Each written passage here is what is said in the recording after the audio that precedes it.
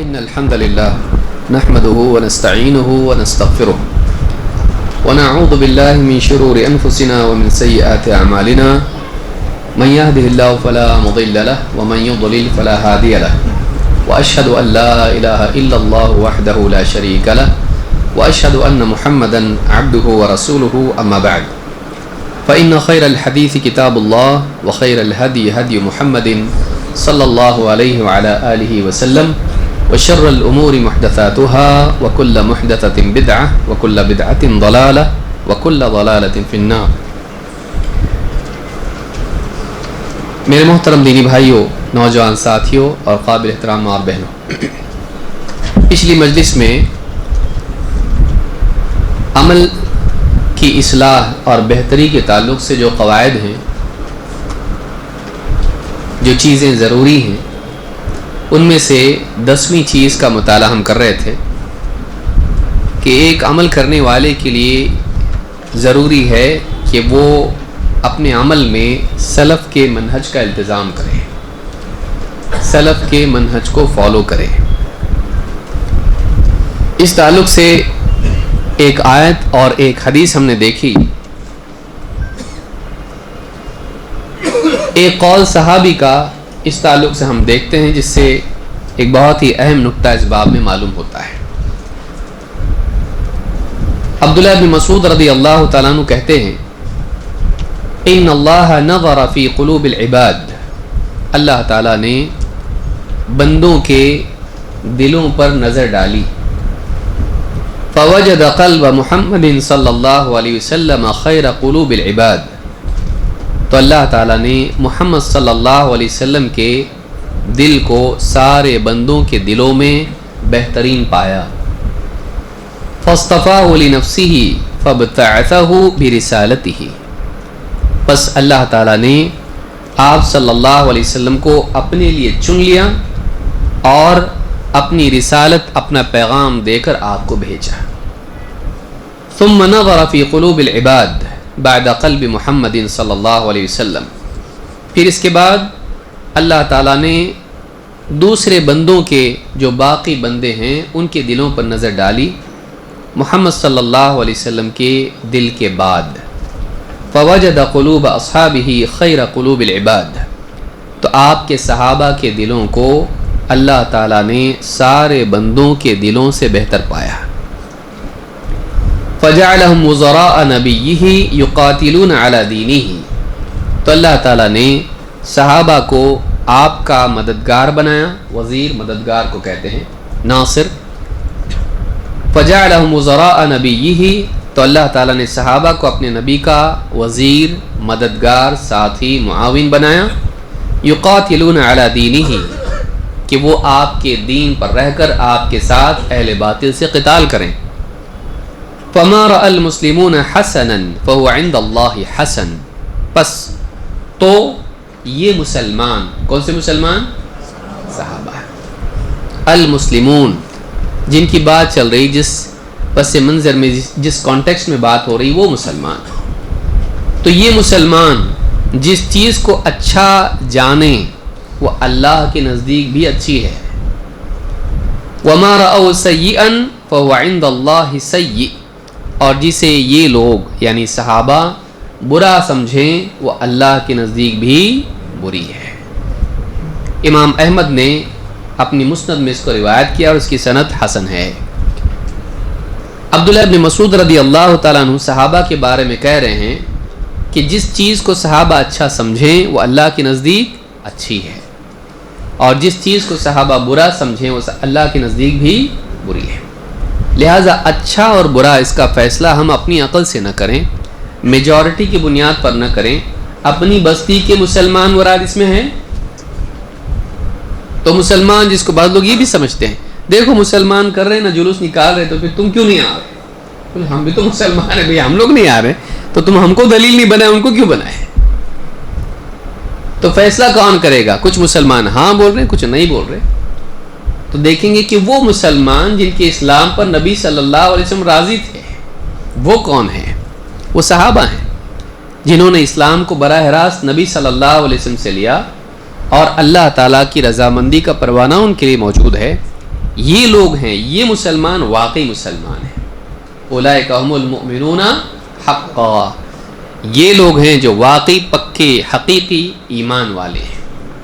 تو صحابہ اللہ کے نزدیک واقعی اہل حق تھے، اور ان کے نزدیک جو چیز صحیح ہے وہ صحیح، ان کے نزدیک جو چیز غلط ہے وہ غلط. تو یہ پیمانہ ہمارے لیے ہے کہ ہم کتاب و سنت کو سمجھنے اور اس پر عمل کرنے میں صحابہ کے طرز عمل کو، ان کے طور طریقے کو سامنے رکھیں اور اپنے لیے رہنما بنائیں. نمبر 11، ایک عمل کرنے والے کو نبی کریم صلی اللہ علیہ وسلم کو جب وہ دیکھے، آپ کی زندگی کو دیکھے، آپ کی سنتوں کو دیکھے، تو اسے فعل اور ترک دونوں میں آپ کو اسوہ بنانا چاہیے. یعنی نبی صلی اللہ علیہ وسلم نے جو کیا وہ کریں، اور جو آپ نے موقع ہونے کے باوجود نہیں کیا وہ نہیں کریں. جس کو آپ نے چھوڑا اس کو چھوڑیں، جو آپ نے کیا اس کو کریں، اور جس کو آپ نے چھوڑا اس کو چھوڑیں. تو یہ بھی دونوں چیزیں جمع کرنا ضروری ہے. مثال کے طور پر عابس ابن ربیعہ حضرت عمر رضی اللہ تعالیٰ عنہ کا طرز عمل، آپ کا عمل ذکر کرتے ہیں. کہتے ہیں انہ جاء الی الحجر الاسود فقبلہ. عمر ابن خطاب رضی اللہ تعالیٰ عنہ حجر اسود کے پاس آئے اور اسے چوما. فقال واللہ انی لاقبلک، کہا اللہ کی قسم میں تجھے چوم رہا ہوں، بوسہ دے رہا ہوں. وانی اعلم انک حجر لا تضر ولا تنفع، اور میں اچھی طرح جانتا ہوں کہ تو بس ایک پتھر ہے، تو نہ نقصان پہنچا سکتا ہے نہ فائدہ. ولولا انی رأیت النبی صلی اللہ علیہ وسلم یقبلک ما قبلتک، اور اگر میں نے اللہ کے نبی صلی اللہ علیہ وسلم کو تجھے چومتا نہ دیکھا ہوتا تو میں تجھے کبھی نہ چومتا. اور اس کے بعد آیت پڑھی لقد کان لکم فی رسول اللہ اسوۃ حسنہ، تمہارے لیے اللہ کے رسول میں بہترین نمونہ موجود ہے. اس کو امام البخاری اور امام مسلم نے روایت کیا ہے، اور مسند احمد کے بھی الفاظ اس میں موجود ہیں. تو یہاں آپ دیکھیں حضرت عمر رضی اللہ تعالیٰ نے کیا کہا. پہلے تو اس کو چوما اور کہا اللہ کی قسم تو ایک پتھر ہے، اگر میں نے اللہ کے نبی صلی اللہ علیہ وسلم کو تجھے چومتا نہ دیکھا ہوتا تو میں، لیکن وہ اللہ کے گھر میں لگا ہوا پتھر ہے، جنت سے آیا ہے، جبریل لائے ہیں، ابراہیم علیہ السلام پہلی بار لگایا، دوسری بار نبی صلی اللہ علیہ وسلم لگائے ہیں، تو پھر بھی اس کو نہیں چومنا ہے. تو کسی چیز کی کہ عظمت والا اور خیر والا ہونے کے باوجود بھی اپنے دل سے ہم اس کو عمل کریں گے. میں کیوں چوم رہا ہوں؟ تیری تعظیم میں، جیسے بابا کی قبر کو آدمی جا کے چومتا ہے. تو میں تجھے کیوں چوم رہا ہوں؟ وجہ کیا ہے؟ تو اللہ کے گھر میں لگا ہوا ہے، جبریل تجھ کو لے کے آئے، جنت سے آیا، ہمارے نبی نے اس کو لگائے، ابراہیم علیہ السلام نے لگائے، اور اس کو چھونے سے گناہ معاف ہوتے ہیں، مٹائے جاتے ہیں. تو یہ ساری چیزیں ہیں، اس لیے چوم رہا ہوں. اتنی ساری بھلائیاں اس پتھر میں ہیں، لیکن پھر بھی چوم رہے ہیں اس کو. اگر نبی صلی اللہ علیہ وسلم نہیں چومتے تو کیا وہ جنت سے آیا ہوا نہیں رہتا؟ جبریل لائے ہوئے نہیں ہوتا؟ ابراہیم علیہ السلام اس کو نصب کیے نہیں ہوتا؟ نبی صلی اللہ علیہ وسلم نصب کیے نہیں ہوتا؟ وہ ساری خوبیاں تو باقی تھی نا. لیکن ان ساری خوبیوں کے باوجود بھی نہیں چومتا میں. چومے تو کیا ہوتا؟ منع ہے کیا ہے؟ لوگوں کی سوچ کیسی چلتی؟ میرا دل بولتا کتنا اچھا اللہ کا گھر، اور لوگ آپ دیکھیے کہیں بھی چومتے رہتے کعبہ کو. اور کچھ لوگ تو چپکی چپے پہلے کینچیاں لے کے جاتے تھے، کاٹ کے لاتے تھے وہاں کے کپڑے، اور یہاں سیل ہوتا تھا اس کا. چوری تو کتنی بڑی چوری، کتنی سنگین جرم ہے. یہ آدمی اپنی عقل سے سمجھتا ہے ہاں اس کے میں لے جا کے وہاں پہ پبلک میں دیدار کراؤں گا، اللہ کے گھر کے کعبہ کا جو ہے کپڑا ہے. یہ چوری کر رہا ہوں نہیں دیکھ رہا ہے. کینچی سے بلیڈ سے جا کے کاٹتا ہوں تو دیکھنا پڑتا کون کاٹ رہا اٹھ رہا تو نہیں. ایسا آدمی اپنے دماغ سے کسی بھی چیز کو اچھا بنا لیتا ہے نہیں. حضرت عمر رضی اللہ تعالیٰ عنہ کے قول میں یہ بات ہم کو ملتی ہے کہ اگر اللہ کے نبی صلی اللہ علیہ وسلم یہ نہ کرتے تو بھی میں کرتا سمجھ میں آ رہی بات؟ اگر نہیں کرتے تو نہیں کرتا، آپ نے کیے اس لیے کر رہا ہوں. ٹھیک ہے، اتنا زبردست پتھر ہے، اللہ کے گھر میں لگا ہوا ہے، لیکن اللہ کے نبی صلی اللہ علیہ وسلم اگر پھر بھی نہیں چومتے تو ہم نبی کے عمل کی وجہ سے عمل کرتے ہیں. اگر آپ نہ کریں تو ہم نہیں کریں گے، چاہے کتنی بھی عظمت دکھائی دیتی ہو. ویسے ہم کہتے ہیں کہ اگر اللہ کے نبی صلی اللہ علیہ وسلم نے اپنی پیدائش کا دن منایا ہوتا تو ہم مناتے، نہیں منایا تو ہم بھی. ہاں، تو آپ نے جس چیز کو چھوڑا ہم اس کو چھوڑیں گے، آپ نے جو کیا اس کو ہم کریں گے. کوئی چیز آپ نے اس وجہ سے چھوڑی کہ آپ نہیں کر سکتے تھے، ماں باپ کی خدمت اور اس طرح کی بہت ساری چیزیں ہیں جو نبی صلی اللہ علیہ وسلم کے لیے نہیں تھی، ان کا موقع آپ کو نہیں ملا، یا کسی ڈر کی وجہ سے آپ نے اس کو چھوڑا. جیسے 3 دن سے زیادہ آپ نے تراویح نہیں پڑھائی، 3 راتوں سے زیادہ نہیں پڑھائی آپ نے، یا آپ جو عاشورہ کا روزہ ہے 9 کا ہوتا ہے عاشورہ کے علاوہ، آپ نے نہیں رکھا اس لیے کہ آپ کی اس سے پہلی وفات ہو گئی. لیکن جس کا موقع آپ کو تھا، آپ کرنا چاہتے تو کر لیتے، لیکن آپ نے جانتے بوجھتے اس کو نہیں کیا، تو سنت اس کو چھوڑنا ہے نہ کہ کرنا. سمجھ میں آ رہی بات؟ سنت اس کو چھوڑنا ہے، جس کو آپ نے موقع ہونے کے باوجود آپ نے اس کو چھوڑے رکھا. تو عمل کرنے والے کے لیے یہ بھی اصول یاد رکھنا ضروری ہے کہ نبی کریم صلی اللہ علیہ وسلم کعبہ کو پتھر کو چوم سکتے تھے، حجر اسود کو. یعنی آپ حضرت عمر کیا کہہ رہے ہیں، اگر میں نے نہیں دیکھا ہوتا کہ آپ چوم رہے ہیں تو میں نہیں چومتا. تو آپ نے کیا اس لیے میں کر رہا ہوں، اگر آپ نہیں کرتے تو میں، اور باقی چیزوں کو آپ نے چوما نہیں. لیکن آج مسلمان جا کے چومتا ہے، اس کا بس چلے تو جو شاہ عبدالعزیز نے یا دوسروں نے لگا ہے پلر، ان کو بھی جا کے، کوئی بھی ٹاور، کلاک ٹاور کو جا کے آدمی. انسان تقدس یعنی عقیدت ایسی چیز ہے کہ اندھاپن آدمی میں پیدا کر دیتی ہے. کچھ بھی کرتا آدمی ہے، کچھ بھی کرتا ہے. تو عمل کرنے والے کے لیے بنیاد یہ ہے کہ نبی کریم صلی اللہ علیہ وسلم کے فعل کو کریں اور ترک کو بھی اختیار کریں، چھوڑنے والی چیز کو چھوڑے جو آپ نے چھوڑا ہے. یہ بخاری مسلم کی روایت ہے. اس کی اور مثالیں دیکھیے. حضرت عمر کے بیٹے عبداللہ ابن عمر رضی اللہ تعالیٰ عنہما، ان کے بارے میں ہے کہ انہ خرج فی یوم عید، عید کے دن وہ نکلے اپنے گھر سے، فلم یصلی قبلها ولا بعدها، تو عید کی نماز سے نہ پہلے انہوں نے نماز پڑھی نہ بعد میں. وذکر ان النبی صلی اللہ علیہ وسلم فعلہ، اور لوگوں سے کہا کہ اللہ کے نبی صلی اللہ علیہ وسلم ایسا ہی کرتے تھے، جبکہ نہیں پڑھی آپ نے نماز، یعنی نماز نہیں پڑھتے تھے، لیکن انہوں نے کیا کہا، ایسا کرتے تھے، یعنی اس کو بھی وہ فعل شمار کرتے تھے. سمجھ میں آ رہی بات؟ کہ آپ کے ترک کو بھی وہ ایک عمدن کیا ہوا عمل سمجھ کے اس کو اختیار کرتے تھے کہ میں اس لیے نہیں پڑھا. کیوں نہیں پڑھا؟ بھیڑ زیادہ اس لیے، لیٹ پہنچا اس لیے، جگہ نہیں اس لیے، بلکہ وہ گئے نہ عید کی نماز سے پہلے عیدگاہ میں نماز پڑھی، نہ عید کی نماز کے بعد عیدگاہ میں نماز پڑھی، کیونکہ یہ نبی صلی اللہ علیہ وسلم کا طریقہ نہیں ہے. چونکہ آپ نے نہیں کیا. لیکن نماز اچھا عمل ہے کہ برا؟ لیکن انہوں نے پڑھا اس کو نہیں پڑھا. کیوں؟ جب ہمارے نبی نے نہیں پڑھا تو ہم بھی، کیا نبی کو نماز کا نہیں معلوم تھا نماز عظیم عمل ہے؟ آپ ہی نے تو ہم کو سکھایا. عیدگاہ میں آپ پہلے بھی جا سکتے تھے اور پڑھ سکتے تھے، لیکن آپ نے نہیں پڑھی. تو جب آپ کو موقع تھا آپ نے نہیں کیا تو ہم بھی نہیں کریں گے. تو جیسے فعل میں آپ کی اتباع ہے، ترک میں بھی آپ کی اتباع ہونی چاہیے. اس کو یاد رکھیں. یہ ترمذی کی روایت ہے. اسی طرح سے ابن عباس اور جابر ابن عبداللہ رضی اللہ تعالیٰ عنہما، ان دونوں سے روایت ہے کہ وہ کہتے ہیں لم یکن یؤذن یوم الفطر ولا یوم الاضحیٰ، عید الفطر اور عید الاضحیٰ کی نمازوں کے لیے اذان نہیں ہوتی تھی. کب؟ نبی صلی اللہ علیہ وسلم کے زمانے میں.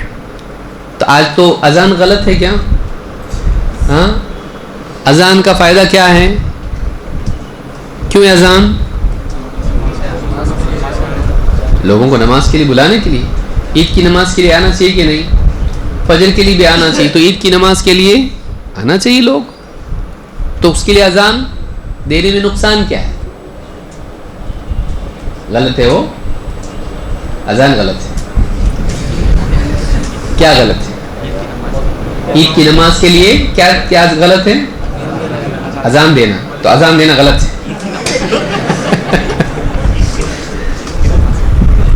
تو وہی تو بول رہے ہیں اذان دینا غلط ہے نا. نہیں سمجھ رہے بات کو؟ آدمی آدھا دیکھتا اذان غلط ہے, وہ یہ نہیں دیکھتا کہ عید کی نماز کے لیے اس قید کے ساتھ اذان دینا غلط ہے. اور وہی لوگ جو اس طرح سے کرتے ہیں وہ لوگ کیا کریں گے پھر؟ تہجد کی اذان کو مانتے ہو لوگ؟ نہیں مانتے. تو انسان یہ بات یاد رکھے کہ نبی صلی اللہ علیہ وسلم نے کوئی عمل اگر موقع ہونے کے باوجود نہیں کیا ہے, اس کا چھوڑنا دین ہے. اور صحابہ کا یہی طریقہ تھا. انہوں نے دلیل کیا ذکر کی؟ انہوں نے کہا اللہ کے نبی صلی اللہ علیہ وسلم کے زمانے میں نہیں ہوتا تھا ایسا. تو مسلمان آج تک کسی علاقے میں سنی آپ نے عید کے لیے اذان؟ اب وہی اگر آپ جا کے بولیں کیا غلط ہے, اذان کا دشمن ہے کیا تو؟ میں فاتحہ کا ہے نا, تو اذان کا ہے. میں فاتحہ کا دشمن بولتا ہے نا, تو اذان کا دشمن ہے.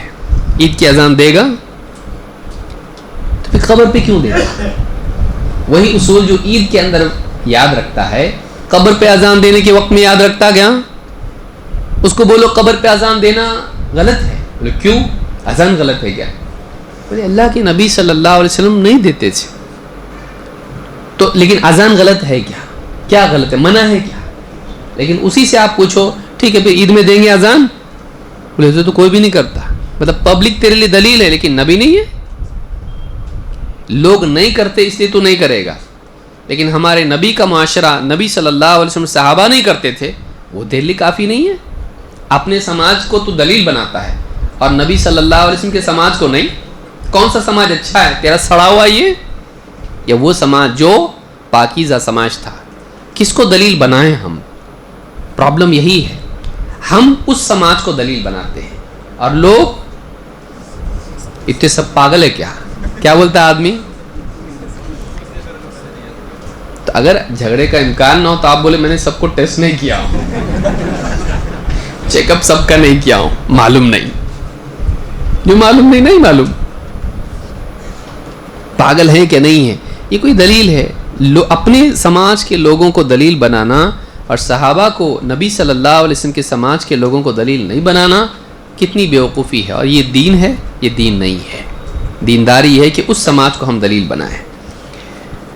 سیار کہتے ہیں کنت امشی مع ثابت البنانی, میں ثابت البنانی یہ تابعین میں سے ہیں, ان کے ساتھ چل رہا تھا. فمر بصبیان فسلم علیہم, تو وہ بچوں کے پاس سے گزرے اور ان کو یعنی انہوں نے بچوں کو سلام کیا. وحدث ثابت انه كان يمشي مع انس فمر بصبيان فسلم عليهم, اور بتایا کہ وہ حضرت انس کے ساتھ جا رہے تھے اور انہوں نے بھی بچوں کو سلام کیا.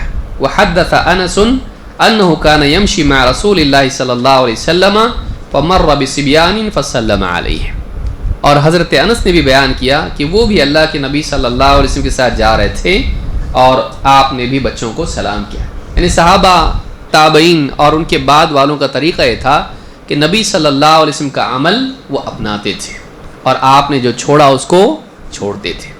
تو یہ بھی ایک اصول یاد رکھنا چاہیے کہ رسول اکرم صلی اللہ علیہ وسلم کے عمل کو کریں اور آپ نے جس کو چھوڑا اس کو چھوڑیں. حضرت عائشہ سے ایک روایت ہے, معاذہ کہتی ہیں کہ سألت عائشہ فقلت ما بال الحائض تقضی الصوم ولا تقضی الصلاة, کہتی ہے کہ میں نے حضرت عائشہ رضی اللہ تعالیٰ عنہ سے پوچھا یہ کیا بات ہے کہ ایک حائضہ عورت روزوں کی قضا تو کرتی ہے لیکن نماز کی قضا نہیں کرتی ہے. یعنی حیض میں جب عورت ہوتی ہے تو اس کے لیے نماز اور روزہ دونوں بھی کیا ہوتا ہے؟ فرض, حرام. وہ نہیں پڑھ سکتی اس حالت میں, چاہ کے بھی نہیں پڑھ سکتی, منع ہے اس کے لیے, اس میں مانع ہے. وہ حیض نماز روزے میں کیا ہے؟ رکاوٹ ہے, منع ہے اس کے لیے وہ.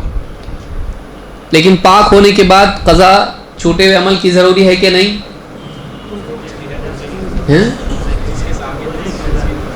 تو نماز بھی چھوٹی اور روزہ بھی چھوٹا، تو قضا کس کی کرے گی وہ؟ اور روزے اور نماز میں افضل کیا ہے؟ اور قضا کس کی کرے گی؟ عقل میں آ رہا؟ اگر دین کا مدار عقل پر ہو تو آدمی کیا فتویٰ دے گا؟ دونوں میں تو دیکھو نماز بھی ضروری ہے، ہاں روزہ بھی ضروری ہے، قضا تو دونوں کی کرنی پڑے گی، ٹھیک؟ نہیں کام کرو دو میں سے ایک بولو، تو پھر کیا بولے گا؟ دونوں میں سے تو پھر نماز افضل ہے، پھر نماز کیا کرو؟ ہاں عقل سے یہ کرے گا۔ تو اس نے سوال پوچھا، اس خاتون نے سوال پوچھا، اور وہ فقیہ ہیں اپنے دور کی معادہ، کہا کہ کیا وجہ ہے کہ عورت جو حیض والی عورت پاک ہونے کے بعد روزوں کی قضا تو کرتی لیکن نماز کی قضا نہیں کرتی؟ حضرت عائشہ نے پوچھا احروریۃ انتی، تو حروریہ ہے کیا؟ حروریہ کون؟ خارجی فرقے والی، جو صرف قرآن کو دلیل بناتے تھے، سنت کو نہیں۔ قرآن پر سنت کی زیادتی کو لوگ قبول نہیں کرتے تھے، قرآن سے بڑھ کے ایکسٹرا بات اگر ہو تو نہیں، قرآن میں ہونا چاہیے اس کی اصل۔ تو کہا کہ حروریہ ہے کیا تو؟ انہوں نے کہا کہ نہیں، لست بحروریۃ ولکنی اسأل، میں حروریہ نہیں ہوں، میں تو بس پوچھ رہی ہوں کیا وجہ ہے، اس کی کچھ حکمت ہے؟ اگر ہے تو بتائیے۔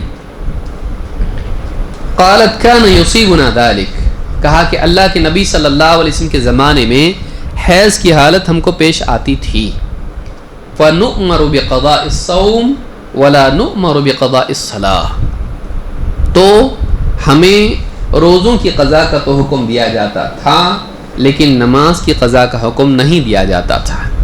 حکم نہیں ملا تو نہیں کیے، حکم ملا تو کیے، حکم روزوں کا ملا روزوں کی قضا کیے، نماز کی قضا کا حکم ہم کو ملا تو اپنے دل سے پڑھیں، اپنی عقل چلائیں۔ ایسا نہیں بولے دیکھو روزوں کا تو حکم آیا، جب روزے ہیں تو نماز بھی تو ہونا چاہیے، تو اتنا زیادہ ڈیپ گئے، بلکہ کیا کیے؟ ہم کو حکم ملا روزوں کی قضا کا تو کیے، لیکن نماز کا حکم نہیں ملا تو نہیں کیے۔ یعنی ان کو جب تک کہ حکم نہیں ملتا تھا اپنے دل سے کچھ بھی کرتے تھے۔ نماز سے رکنے کا حکم کہاں سے آیا؟ اللہ کے نبی صلی اللہ علیہ وسلم سے۔ روزوں سے رکنے کا حکم بھی وہیں سے آیا۔ پھر آپ نے قضا کا کون سا حکم دیا اور نماز کا دیے؟ تو اپنے دل سے انہوں نے کیا؟ انہوں نے کہا جب نماز کی قضا کا حکم نہیں دیا تو نماز ہم نے نہیں قضا کی اس کی۔ یہ طریقہ صحابہ کا تھا، جس کا حکم ملا کرتے تھے اور اپنے دل سے کچھ بھی عمل نہیں کرتے تھے۔ فرشتوں کے بارے میں بھی اللہ نے یہ فرمایا لا یعصون اللہ ما امرہم ویفعلون ما یؤمرون، فرشتے اللہ کے دیے ہوئے حکم کی خلاف ورزی معصیت نہیں کرتے اور وہی کرتے جس کا حکم ملتا ہے۔ لگتا تو دونوں ایک ہی ہے لیکن دونوں الگ ہیں، یعنی جو حکم ملا ہے اس کے خلاف نہیں جاتے اور جو حکم نہیں ملا اپنی طرف سے کچھ بھی نہیں کرتے۔ تو یہ دونوں چیزیں انسان کی زندگی میں ہونا چاہیے۔ یہ صحیح مسلم اور بخاری میں روایت موجود ہے۔ تو ایک بات ہم نے سیکھی کہ نبی صلی اللہ علیہ وسلم جو کرتے تھے کرنا اور جو آپ نے چھوڑا وہ چھوڑنا۔ نمبر 12، اوامر کی تعمیل کے ساتھ ساتھ نواہی سے بھی بچنا۔ عمل کرنے والے کے لیے ضروری ہے کہ جہاں وہ حکم پورا کر رہا ہے اور کرنے کے کام کر رہا ہے وہیں بچنے کے کاموں سے بھی بچے۔ بعض اوقات لوگوں کی زندگیوں میں عبادات ہوتی ہیں، خواتین کو دیکھی مثال کے طور پر 5 وقت کی نماز پڑھے گی، تہجد کی نماز پڑھے گی، لیکن غیبت اللہ کی بندی سے چھوٹتی نہیں ہے۔ سمجھ میں آ رہی بات؟ اور پاس پڑوس کے جھگڑے تو اس کی زندگی میں اس کے گلے میں پڑے ہوئے ذرا ذرا سی بات پہ لڑے گی۔ تو بعض اوقات انسان عبادات اور بہت سارے نیک کام کر لیتا ہے لیکن برائیاں کچھ ایسی ہوتی ہیں ان کو چھوڑتا نہیں ہے۔ کوئی سمجھتا ہے کہ میں نماز پڑھتا ہوں، روزہ رکھتا ہوں پیر کے جمعرات کے، اور کتنی ساری میں نیکیاں کرتا ہوں، لیکن بہت سارے حرام کام اس کی زندگی میں آپ کو ملیں گے، بہت سارے غلط کام اس کی زندگی میں ملیں گے۔ عمل کرنے والے کو چاہیے کہ وہ جہاں نیک کام کر رہا ہے وہاں گناہوں سے بچنے کا اہتمام بھی کرے۔ کیوں؟ اس لیے کہ بعض اوقات انسان کے نیک کام گناہوں کی وجہ سے برباد بھی ہو جاتے ہیں۔ بعض اوقات نیک کام کرنے کے باوجود انسان ہلاک ہوتا ہے. تو یہ دونوں چیزیں ضروری ہیں کہ انسان حکم پورا بھی کرے اور منع کی ہوئی چیزوں سے بچے بھی، دونوں کو جمع کرے. مثلا ابو ہریرہ رضی اللہ عنہ کہتے ہیں خطبنا رسول اللہ صلی اللہ علیہ وسلم فقال ایھا الناس قد فرض اللہ علیکم الحج فحجوا. آپ نے کہا، اللہ کے نبی صلی اللہ علیہ وسلم نے خطبہ دیا تو آپ نے فرمایا اے لوگو، اللہ تعالیٰ نے تم پر حج فرض کیا ہے تو حج کرو. اللہ نے حج کو فرض کیا ہے تو تم حج کرو. فقال رجل اکل عام یا رسول اللہ. ایک شخص نے کہا اے اللہ کے رسول، ہر سال حج کرو کا جو حکم آپ دے رہے ہیں، کیا ہر سال ہم کو حج کرنا ہے؟ فسکت حتی قالها ثلاثا. اللہ کے نبی صلی اللہ علیہ وسلم خاموش رہے، کچھ کہا نہیں، یہاں تک کہ 3 بار اس شخص نے وہ بات ریپیٹ کی، ہر سال حج ہے، ہر سال حج کرنا ہے، 3 بار کہا. فقال رسول اللہ صلی اللہ علیہ وسلم، کچھ وقت کے بعد میں آپ نے کہا لو قلت نعم لوجبت ولما استطعتم. اگر میں ہاں کہہ دیتا تو تمہارے لیے کرنا لازم ہو جاتا اور پھر تم کر نہیں پاتے. اگر میں ہاں، رسول کی بات ماننا ہمارے لیے کیا ہے؟ لازم ہے. اگر میں ہاں بول دیتا، تم امتی ہو، تمہارا کام ہے رسول کی بات ماننا، اگر میں ہاں بولتا تمہارے لیے لازم ہو جاتا کہ تم کرو. لیکن جب ہر سال کا حج کا حکم آ جاتا تو تم کر پاتے؟ نہیں کر پاتے. ثم قال، اس کے بعد آپ نے کہا ذرونی ما ترکتکم، مجھے چھوڑے رکھو جب تک کہ میں بھی تمہیں چھوڑے رکھوں. یعنی جب تک کہ میں تم کو کوئی نیا حکم نہیں دیتا تم زیادہ ضد کر کے پوچھو مت. ذرونی ما ترکتکم فانما هلك من كان قبلكم بكثرة سؤالهم واختلافهم على انبیائهم. اس لیے کہ تم سے پہلے جو لوگ گزرے ہیں وہ اسی وجہ سے ہلاک ہوئے کہ انہوں نے اپنے نبیوں سے بہت سوالات کیے اور پھر اس کے بعد نبیوں ہی سے اختلاف کیا. ڈیٹیل پوچھیں گے لیکن ڈیٹیل اپنے دل کی جیسی نہیں ہوگی تو پھر کیا کریں گے؟ خلاف ورزی کریں گے. سوالات زیادہ پوچھے، قید بڑھ گئی عمل میں، اور پھر اس کے بعد اس کو پورا نہیں کر پائے اور نبیوں کے عمل سے، ان کے قول سے، ان کے حکم سے کیا کیا؟ اختلاف کیا. فَإِذَا أَمَرْتُكُمْ بِشَيْءٍ فَأْتُوا مِنْهُ مَا اسْتَطَعْتُمْ. جب میں تمہیں کسی چیز کا حکم دوں تو جتنا تم سے ہو سکتا ہے اتنا ضرور کرو. وَإِذَا نَهَيْتُكُمْ عَنْ شَيْءٍ فَدَعُوهُ. اور جب کسی چیز سے میں تمہیں منع کروں تو اس سے رک جاؤ. یہ آخری بات یاد رکھنے کی ہے. اگرچہ اس حدیث میں بہت ساری تفصیلات اور بھی ہیں لیکن یہ اصل بات ہے یہاں یاد رکھنے کی کہ جب میں تمہیں کسی چیز کا حکم دوں تو اس کو کرو اور جس سے منع کروں تو اس سے رک جاؤ. کرنے کا کام جتنا تم سے ہو سکتا ہے کرو، لیکن رکنے کے لیے کچھ کرنا پڑتا، اس کو چھوڑ دینا ہے تو وہاں استطاعت کی بات نہیں آئی. لیکن عمل میں استطاعت ہوتی ہے، کوئی کر پاتا ہے کوئی نہیں کر پاتا ہے. لیکن رکنے میں کیا ہے؟ کچھ کرنا ہی نہیں ہے، وہاں تو رکنا ہے بس. تو وہاں اپنی استطاعت کا ذکر نہیں کیا. جتنا رک سکتے اتنا رکو، تھوڑا بہت غلط کام کرے تو چلے گا، ایسا ہوگا نہیں. تو یہاں پر اس روایت سے بات معلوم ہوتی ہے کہ جہاں حکم پورا کرنا ضروری ہے وہی منع کی ہوئی چیز سے رکنا بھی ضروری ہے.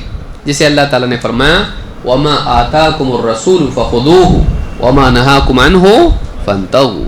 جو کچھ رسول تم کو دیں اسے لے لو اور جس سے روک دیں اس سے رک جاؤ. تو یہ بھی ایک قاعدہ ہے جس کو یاد رکھنا چاہیے اور بہت سے لوگ اس کا اہتمام نہیں کر پاتے ہیں. اب دیکھیے ایک عورت جس کے بارے میں صحابہ نے کہا کہ اللہ کے رسول ایک عورت ہے جو نماز پڑھتی ہے، تہجد کا اہتمام کرتی ہے اور صدقات دیتی ہے لیکن پڑوسیوں کو ستاتی ہے. تو آپ نے کہا کہ اس میں کوئی بھلائی نہیں ہے، وہ جہنمی عورت ہے.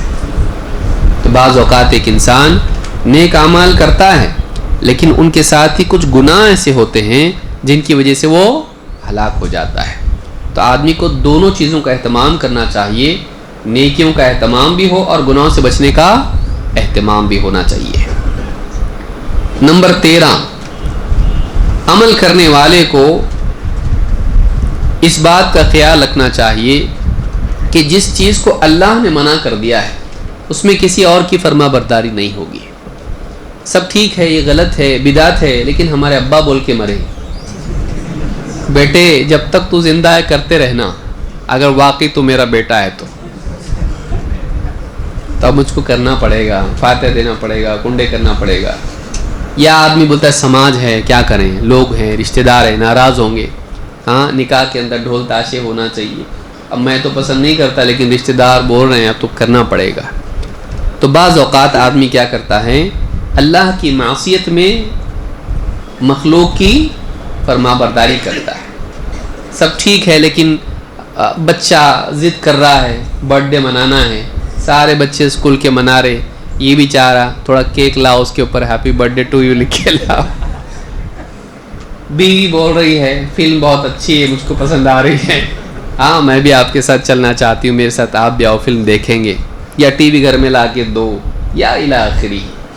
تو بعض اوقات انسان اللہ کے حرام چیزوں میں بندوں کی مانتا ہے، تو یہ جائز ہے نہیں ہے، چاہے وہ کتنا ہی بڑا کیوں نہ ہو. دادا جان بھی بولے جا میں لے، ہاں بیڑی تمباکو لے کے آ، جان دو دل نہیں توڑنا. ہاں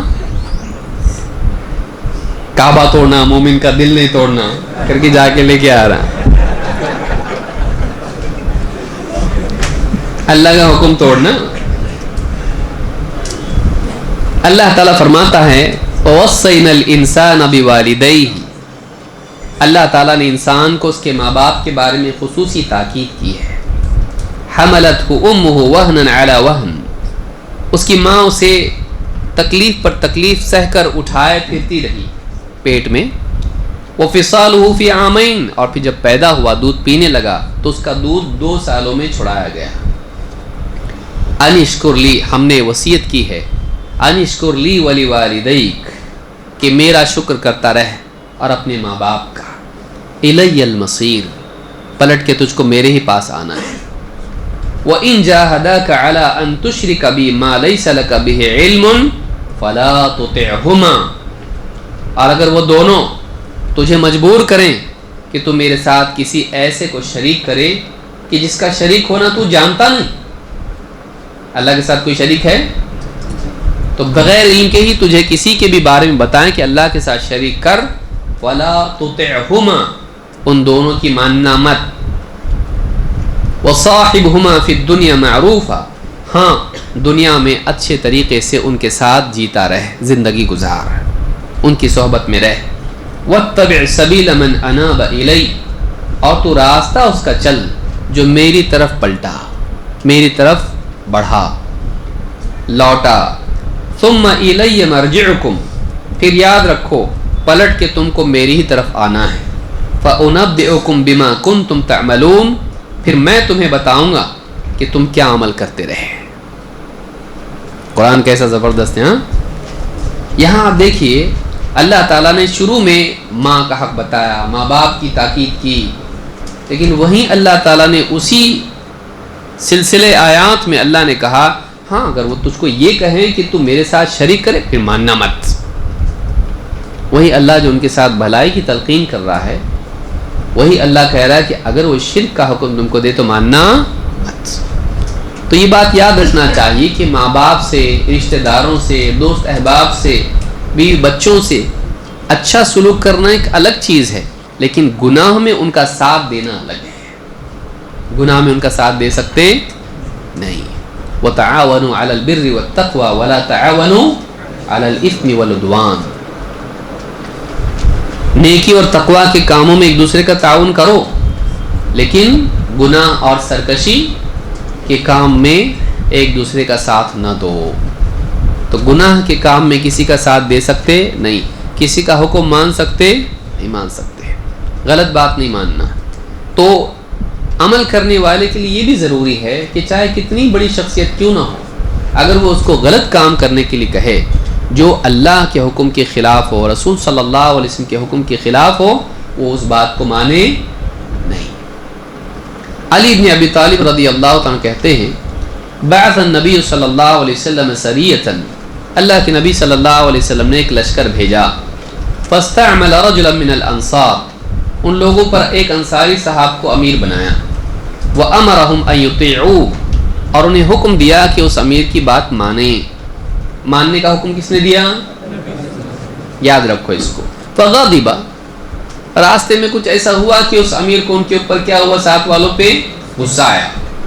فَقَالَ أَلَيْسَ أَمَرَكُمُ النَّبِيُّ صلی اللہ علیہ وسلم أَن تُطِيعُونِي، اس امیر نے ان سے پوچھا کیا اللہ کے نبی صلی اللہ علیہ وسلم نے تم کو حکم نہیں دیا تھا میری ماننے کا؟ میری بات ماننے کے لیے بولے تھے نا؟ وہ لوگ بولے قالوا بلا، انہوں نے کہا ہاں بالکل بولے تو ہیں.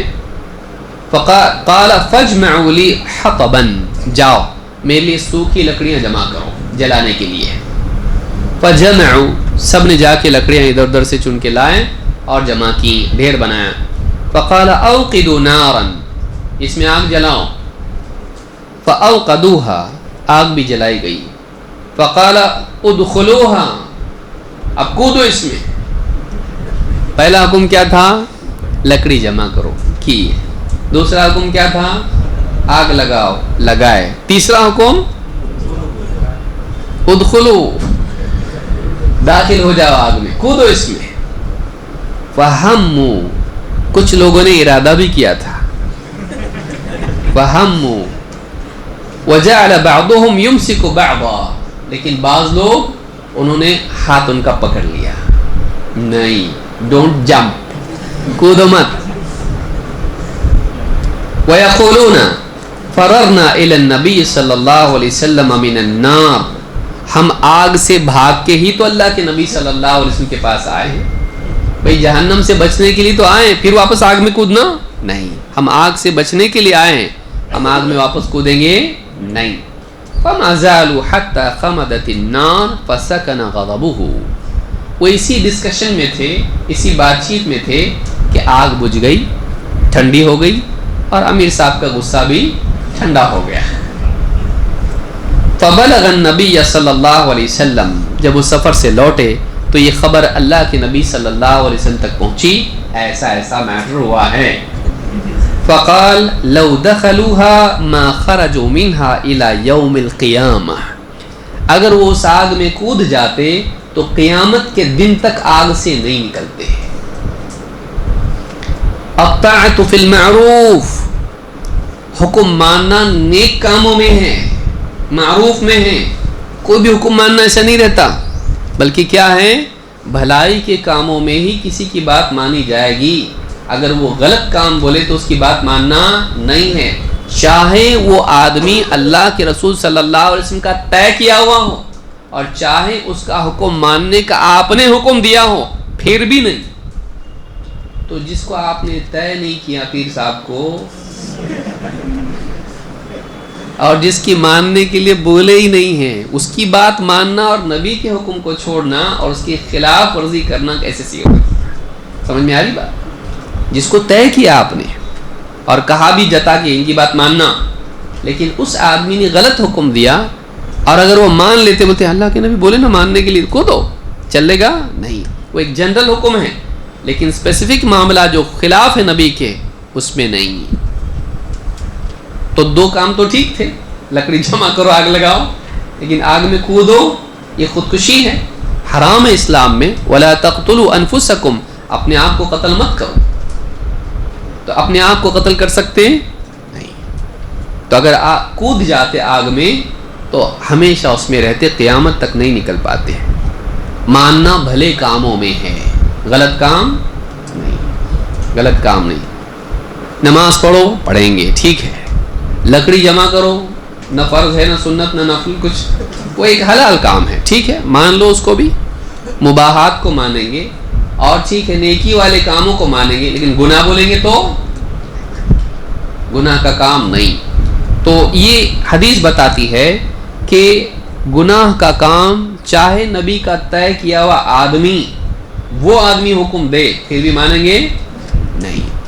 اس سے معلوم ہوتا ہے کہ بہت سارے لوگ اپنے پیروں کو یا جو بھی بڑے ہوتے ہیں خاندان کے یا اس طرح کے لوگ ہوتے ہیں، ان کی غلط باتوں کو مانتے ہیں. یہ صحیح ہے نہیں ہے. ٹھیک ہے بھائی، یہ تو قرآن حدیث میں ہے، لیکن ہمارے مفتی صاحب ایسا بولتے ہیں، ہمارے عالم صاحب ایسا بولتے ہیں، تو ان کی تو ماننا پڑے گا نا، وہ عالم ہے تو وہ عالم، اور یہ تو نبی ہے. تو نبی کی مانے گا کہ عالم کی مانے گا؟ نبی کو عالم کی بات ماننا چاہیے یا عالم کو نبی کی؟ نبی کو ماننا چاہیے نا، عالم کو نبی. وہ عالم کس کا وارث ہے؟ وہ نبی کا وارث ہے. وہ اصل تو وہ ہے، یہ تابع ہے، یہ اسی علم کا حامل ہے، تو اس کو اس علم کے تابع ہونا پڑے گا. تو یہ اصول یاد رکھنا چاہیے کہ کتاب و سنت کے خلاف گناہ کے کاموں میں کسی کی فرما برداری نہیں، بیوی کی بھی نہیں. مطلب کرتے نہیں بول رہے، ہاں کرتے، مطلب ہاں نیکی میں کریں گے نا. ہاں برتن ورتن سب دھوتے ہیں برابر. بولے بالے لوگ ہیں آج. ہاں بہت. کوئی بات نہیں، کرو کرو، کوئی مسئلہ نہیں. تبھی تو بھیجے آپ کو دن بھر کے لیے. جاؤ جاؤ آج کے دن جاؤ، تم روز کام کرتے آج جاؤ. ہاں ویسے بھی جو کورونا کی پیریڈ میں پریکٹس ہو گئی آپ لوگوں کو گھر میں رہ کے. نمبر 14، ایک قاعدہ یہ بھی ہے کہ شک والی چیزوں کو چھوڑ دینا چاہیے.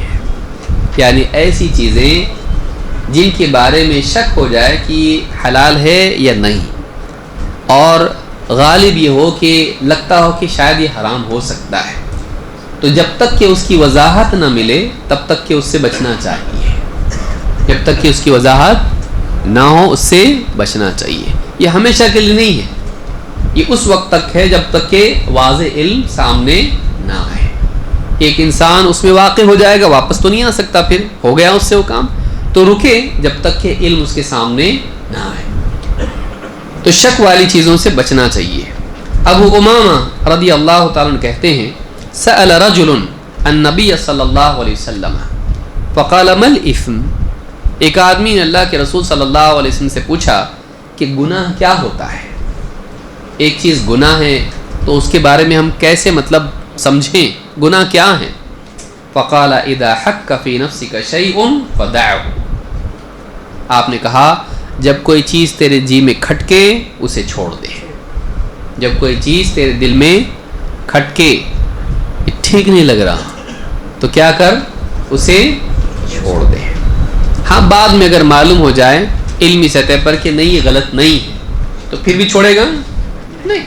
علم آ جانے کے بعد دل کے کھٹکے کی طرف نہیں بلکہ علم کی طرف رجوع کیا جائے گا. لیکن آپ کو معلوم نہیں، آپ سفر میں ہیں اور کوئی آدمی بولا کھاؤ اور آپ کو لگ رہا کہ یہ صحیح ہے کہ غلط ہے، تو آپ کیا کریں گے، احتراز کریں گے اس سے، جب تک کہ یعنی آپ کے دل سے آپ کو یقین نہ ہو اس کے صحیح ہونے کا، حلال ہونے کا، تب تک کہ آپ اس سے رکے رہیں، خصوصاً جب کہ شک پیدا ہو جائے اس میں. کوئی ہوٹل ہے مثال کے طور پر، اب آپ گئے وہاں پہ اور آپ کو شک ہو گیا کہ یہ حلال ہے کہ حرام ہے، نام بھی ہوٹل کا صحیح سمجھ میں نہیں آ رہا، اور پوچھا آپ نے، تو جس سے پوچھا وہ بول رہا ہاں حلال ہے، جھٹکے والا ہے.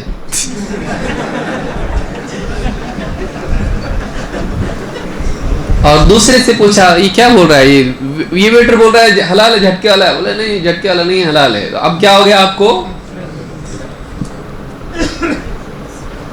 تو اب آپ کنفیوز اگر ہو گئے ہیں اور آپ کو یقینی علم آپ کے پاس نہیں آ رہا ہے، تو اب کیا کریں گے، آپ اللہ کا نام لے کے کھاؤ. اب آپ احتیاط کریں گے جب تک کہ آپ کے پاس علم نہ آئے. پھر آپ نے دیکھا کہ کاؤنٹر پہ آ کے ایک مولوی صاحب بیٹھ گئے اور آپ نے جا کے پوچھا کہ بھائی کیا ہے، ارے بیوقوف ہے، اس کو نہیں معلوم ہے. بولتا حلال ہے بھائی، یہاں سے ہم لوگ لیتے ہیں، بسم اللہ واللہ اکبر کہہ کے ہم لوگ ذبح کرتے ہیں، ہماری اپنی پولٹری فارم ہے، ہمارا ہی اپنا کم علایا جو بھی ہوتا ہے ہمارا ہے. اب آپ کو کیا ہو گیا، یقین ہو گیا کہ ہاں یہ صحیح ہے. تو جب تک کہ آپ کو یقین نہ ہو آپ کیا کریں گے، اس سے بچیں گے.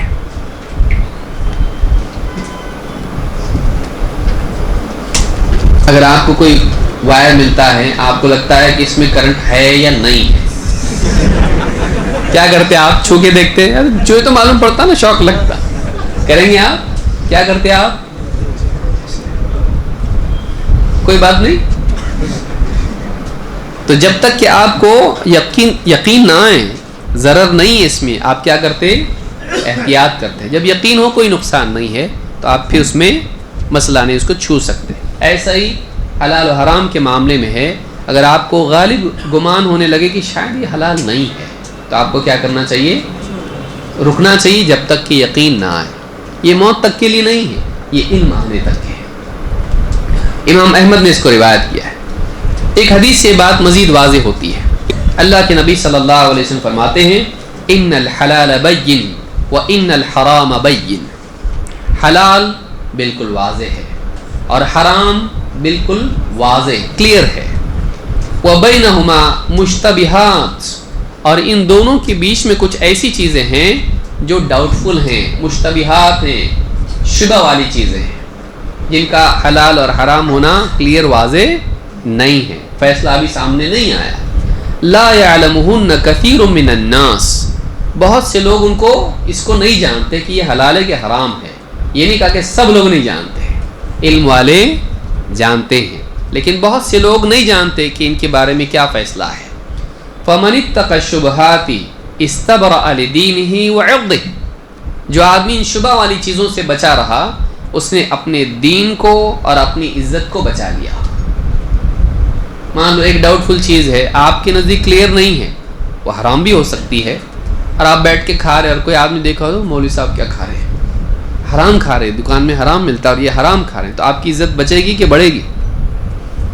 دونوں بھی آپشن غلط ہے. سوچ لو کیا بولے، عزت خراب ہوگی آپ کی عزت خراب ہوگی، آپ کا نام خراب ہوگا. اپنی عزت بچانا، دیکھیے دو چیزیں یاد رکھیے. عزت پانے کے لیے عمل کرنا یہ برا ہے، لیکن عزت بچانا یہ ضروری ہے. عزت بچانا ضروری ہے. آدمی تہمت سے اپنے آپ کو بچائے، یہ ضروری ہے. یہ نہیں کہ بے عزت ہوتا ہوں میں، چلو ایسا نہیں کر سکتے آپ کی عزت آپ کو بچانا بھی کیا ہے؟ ضروری ہے. اس لیے سلف میں آپ دیکھیں گے کہ بہت سارے کاموں سے بچتے تھے جن سے ان کی روایت قابل قبول نہیں ٹھہرے گی. اس زمانے میں بازار میں کھانا برا مانا جاتا تھا، تو بہت سارے علماء یعنی ان کے نزدیک اگر کوئی آدمی بازار میں کھاتا ہے تو یہ مروت کے خلاف مانا جاتا تھا، اس کی روایت نہیں لیتے تھے. وہ دور ویسا تھا. تو اس زمانے میں یعنی وہ چیز معیوب مانی جاتی تھی. تو اس وقت میں سلف جو ہے وہاں بازار میں نہیں کھاتے تھے، بچتے تھے. کیوں؟ تہمت لگے گی ان کے اوپر، یہ بازار میں کھاتا ہے. ایسی کئی چیزیں تھیں جو اس زمانے میں وہ لوگ بچتے تھے، کیونکہ اس زمانے کے لیے وہ خاص طور سے عیب تھا. ضروریات علاقے کے حالات بدلتے رہتے ہیں، لیکن اس زمانے میں وہ چیز کیا تھی؟ معیوب مانی جاتی تھی. تو اپنے آپ کو، اپنی عزت کو بچانا یہ بھی دین ہے. ہاں، عزت پانے کے لیے عمل کرنا یہ دین نہیں ہے. دونوں میں فرق یاد رکھیں. تو کہا کہ فمن اتقى الشبہات استبرأ لدینہ وعرضہ، جو آدمی ان شبہ والی چیزوں سے بچتا رہا اس نے اپنے دین اور اپنی عزت کو بچا لیا. معلومہ کی عزت کو بچانا ایک نیکی ہے، خیر ہے. سمجھ میں آ رہی بات؟ جیسے دین کو بچانا ہے ویسے عزت کو بھی، ورنہ آپ بتاتے نہیں اس کو. دین کو بچانا ضروری ہے کہ نہیں، اور عزت کو. تو یہاں آپ بتا رہے ہیں کہ جو شبہات سے بچا اس نے اپنے دین کو اور اپنی عزت کو بچایا.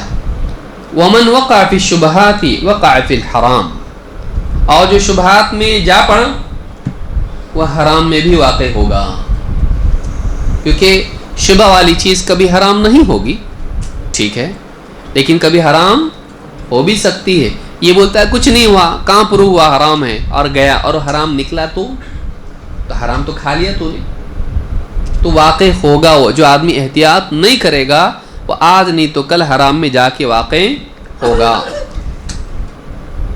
کالراعی یرعی حول الحمى یوشک ان یرتع فیہ، اس کی مثال ایسی ہے جیسے ایک چرواہا ہے اور ایسی زمین کے کنارے کنارے اپنی بکریوں کو، جانوروں کو چرا رہا ہے جس زمین میں جانا منع ہے. بادشاہ کی زمین ہے، اس میں کوئی آنا نہیں چاہیے، بس منڈیر لگی ہوئی ہے، تھوڑا سا ایک لکیر بنی ہوئی ہے، یہ انٹری نہیں کرنا، اس زمین میں نہیں چرانا اپنے جانور. اب یہ لے کے جا رہا بکریاں اپنی، کہاں تک گیا؟ کنارے تک گیا. بولی یہاں منع ہے نا، یہاں تو جائز ہے. تو کیا ہو سکتا ہے؟ بکری یہاں کھاتے کھاتے وہاں بھی منہ ڈال دے گی. اتنا کنارے تک نہیں جانا. سمجھ میں آ رہی بات؟ انہیں بچ بچا کے تھوڑا سا ڈسٹنس باقی رکھنا, ایک دم کنارے تک نہیں جانا, فل انجوائے نہیں کرنا, احتیاط بھی کرنا, اپنے آپ کو کناروں تک نہیں لے جانا. اس میں بکری تیری کیا ہوگی؟ کیونکہ جانور ہے, اس کے اندر رغبت ہے, یہاں کھائے گی تو وہاں بھی کھائے گی. نفس تیرا بکری کی طرح ہے.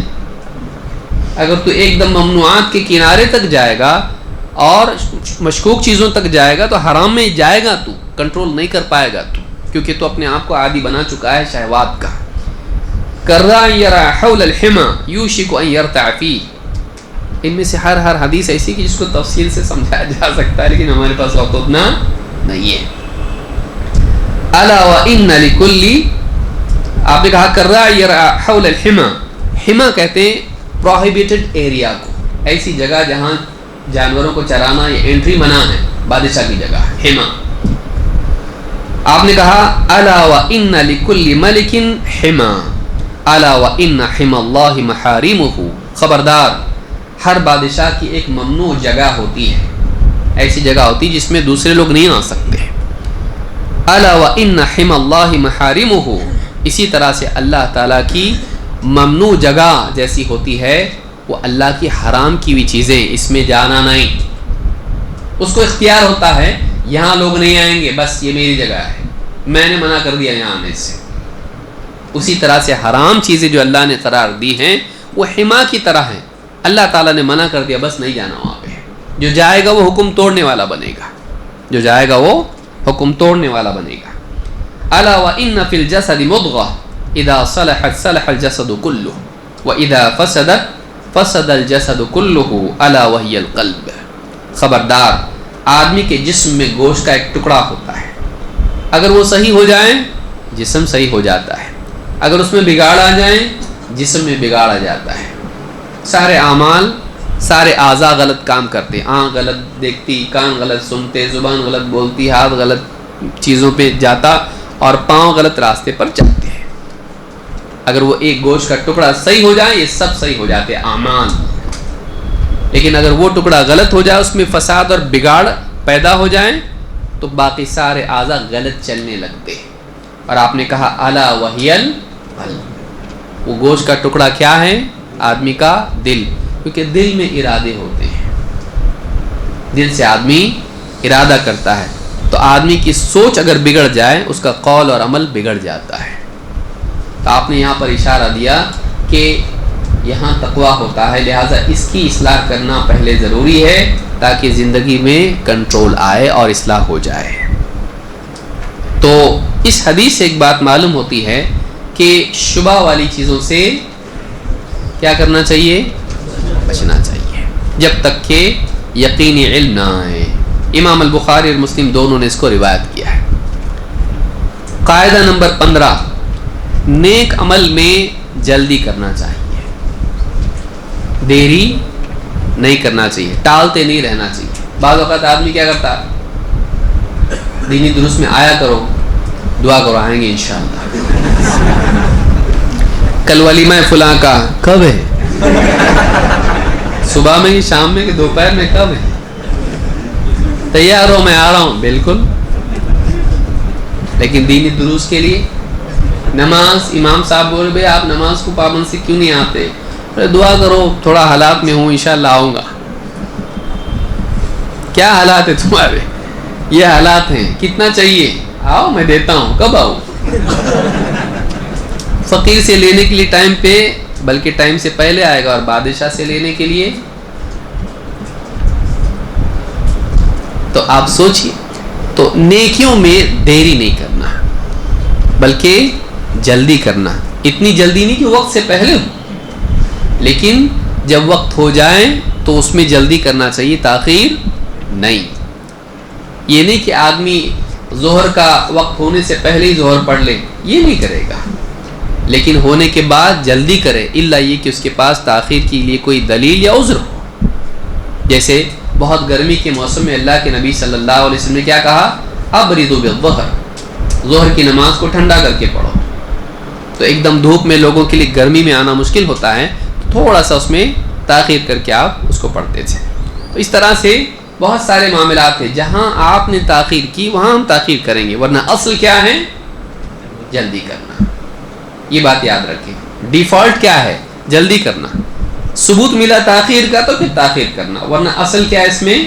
جلدی کرنا. اللہ تعالیٰ قرآن کریم میں فرماتا ہے وَسَارِعُوا إِلَى مَغْفِرَةٍ مِّن رَبِّكُمْ وَجَنَّةٍ عَرْضُهَا السَّمَاوَاتُ وَالْأَرْضُ أُعِدَّتْ لِلْمُتَّقِينَ. اور دوڑو. سارعو چلو نہیں، کیا ہے؟ جلدی کرو، دوڑو. وَسَارِعُوا إِلَى مَغْفِرَةٍ مِّن رَبِّكُمْ، اپنے رب کی مغفرت کی طرف دوڑو، لپکو. وَجَنَّةٍ عَرْضُهَا السَّمَاوَاتُ وَالْأَرْضُ، اور اس جنت کی طرف لپکو، دوڑو جس کی چوڑائی وسعت آسمانوں اور زمین کے برابر ہے. اعدت للمتقین، جو تقوی والوں کے لیے، متقین کے لیے، پرہیزگاروں کے لیے تیار کر کے رکھی گئی ہے. تو یہاں اللہ نے مغفرت اور جنت کی طرف کیا کہا؟ جلدی کرو. آدمی کو جلدی پہنچنا ہوتا تو کیسا کرتا؟ آدمی چل کے جاتا کہ دوڑ کے؟ کا مطلب جلدی کرو، دیری مت کرو. موت کبھی بھی آ سکتی ہے، موت کبھی بھی آ سکتی ہے، اس لیے جلدی کرو. تو آدمی کو چاہیے کہ نیک اعمال میں تاخیر نہ کرے. کتنے لوگ ہیں جن کو سورہ فاتحہ بھی ٹھیک سے پڑھنے نہیں آتی؟ سیکھیں گے جنازہ ہی آ جاتا اس کا، مر جاتا آدمی ہے. کتنے لوگ ہیں نمازیں نہیں پڑھتے ہیں، کتنے لوگ ہیں جو دین کا علم حاصل نہیں کرتے ہیں. وقت نکل جائے گا، زندگی ختم ہو جائے گی، ٹہلتا رہے گا کب تک؟ آدمی کو چاہیے کہ اعمال کو کرنے میں جلدی کرے. بچوں کی تربیت چھوڑے رہتا ہے، ابھی بچے بڑے ہو جاتے ہیں، اس کی اتنی ہائٹ ہو جاتی ہے بچوں کی، لیکن دین نہیں سکھاتا ان کو. پھر بچے بگڑ جاتے ہیں، پھر اس کے بعد ہوش آتا، پھر خون کے آنسو روتا ہے. لیکن اب وقت نکل گیا، اب وہ نہیں سنتے.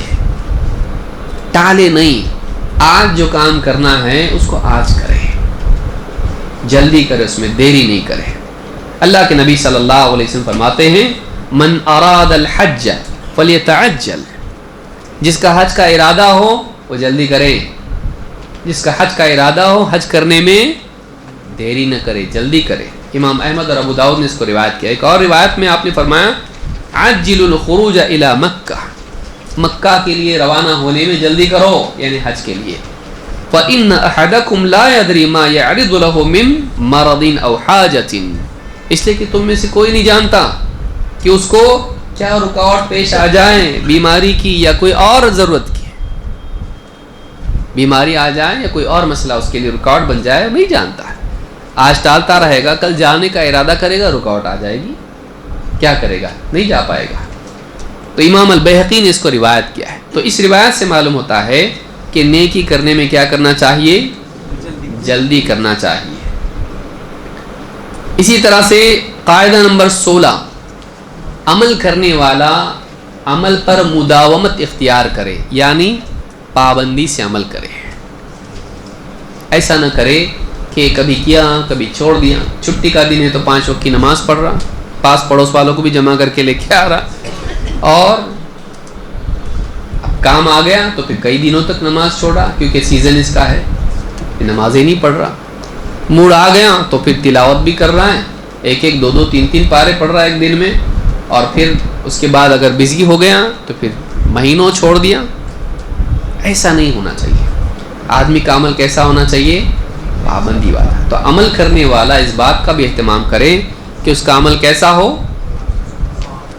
پابندی کے ساتھ لگاتار ہو.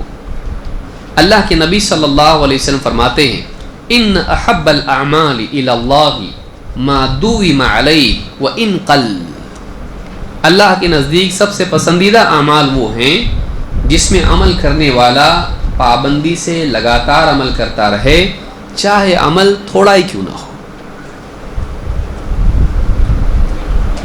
تھوڑا عمل، آپ کتنا قرآن پڑھ سکتے ہو؟ 1 صفحہ پڑھ سکتا میں، ٹھیک ہے، پابندی سے پڑھا.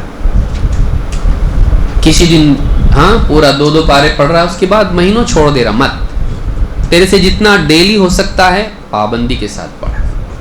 کتابیں تو کتنی پڑھ سکتا ہے؟ میں 2 صفحے پڑھ سکتا ہوں، 2 پیج پڑھ سکتا ہوں، 5 منٹ پڑھ سکتا ہوں، 5 منٹ ڈیلی پڑھ. لگاتار والے عمل کا فائدہ ہوتا ہے. کبھی کبھی بہت عمل جوش میں آ کے کیے نہیں ہوتا. پتھر ہے, پتھر کے اوپر قطرہ قطرہ قطرہ سالوں سال گرتا رہتا ہے, پتھر میں کیا ہوتا؟ ہاں, چھید ہو جاتا, سوراخ ہو جاتا. وہ پانی کی وجہ سے ہوتا یا لگاتار کی وجہ سے ہوتا؟ وہ جتنا پانی تھا ایک دن میں ڈال دیے تو سوراخ ہوتا؟ جتنے قطرے ٹپکا ہے اتنے سارے قطرے ڈرم میں جمع کر دیا آپ اور بہا دی ایک ساتھ, ہوتا سوراخ؟ کیوں نہیں؟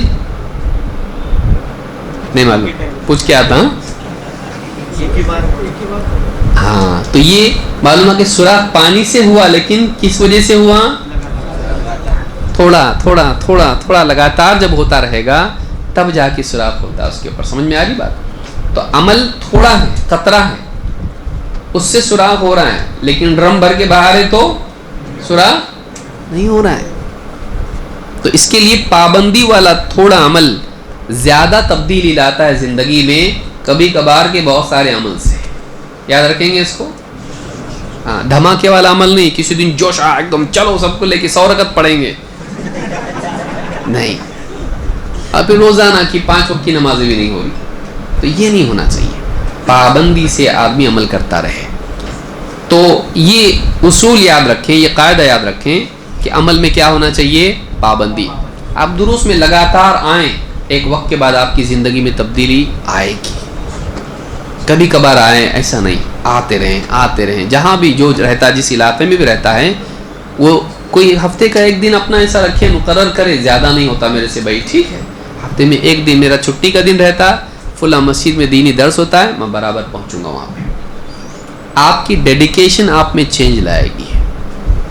بولنے والا بھلے بہت تقریر زبردست کرنے والا نہ ہو, ہم کیا چاہتے ہیں؟ ایسا ہونا چاہیے نا کہ ایک دم رونا آ جائے اپنے کو. کب ملنا ہے ایسا؟ جو ہے وہ لو, جو ہے وہ. کھانا کیسا کھاتا ہے چپ چاپ گھر میں؟ بولتا کچھ بھی پوچھی تو کیسا بولتا؟ برابر بنا, اچھا بنا, بہت اچھا بنا. ہاں, کہ اگر نہیں بولا تو کل سے ملنے والا نہیں ہے.